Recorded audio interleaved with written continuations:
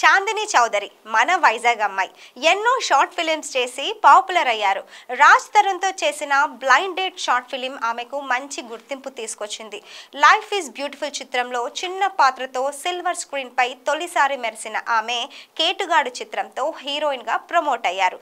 అందరూ హీరోయిన్లా కాకుండా మంచి సబ్జెక్టులు ఎంచుకొని సినిమాలు చేస్తారు చాందిని. గ్లామర్ అన్న మాటకి అస్సలు చోటు లేకుండా సక్సెస్ జర్నీ చేస్తున్నారు ఆమె. అందుకే ఆమె లిస్ట్ లో మను, కలర్ ఫోటో లాంటి డిఫరెంట్ సినిమాలు చేశారు. కలర్ ఫోటో చిత్రంలో ఆమె పోషించిన దీప్తి పాత్ర ఆమెకు మంచి ప్రశంసలు అందుకునేలా చేసింది.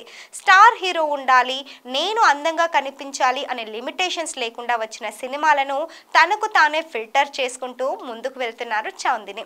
ఓవైపు ఓటీటీ చిత్రాలు, మరోవైపు కంటెంట్ బేస్డ్ సినిమాలు చేస్తూ ఫ్యాన్స్ ని ఫిదా చేస్తున్నారు.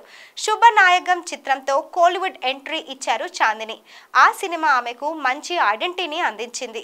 రీసెంట్ గా ఆమె చేసిన గామి సినిమా ఆమెకు విమర్శకుల ప్రశంసలు దక్కేలా చేసింది. జాహ్నవి పాత్రలో ఆమె నటన అందరినీ ఆకట్టుకుంటుంది.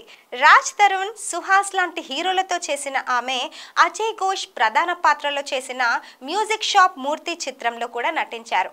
కథే హీరో అని ఆమె నమ్ముతుందని చెప్పకనే చెప్పేశారు. ఆమె త్వరలో ఏవం చిత్రంతో ఎంటర్టైన్ చేయడానికి రెడీ అవుతున్నారు.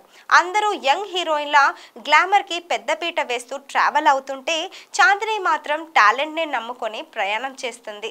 జరా హట్కే అంటూ సాగుతున్న చాందిని వరుస సక్సెస్లతో ఇలాగే వెళ్తే త్వరలో ఆమె నెంబర్ 1 చైర్ కి చేరుతుందని అంటున్నారు అభిమానులు.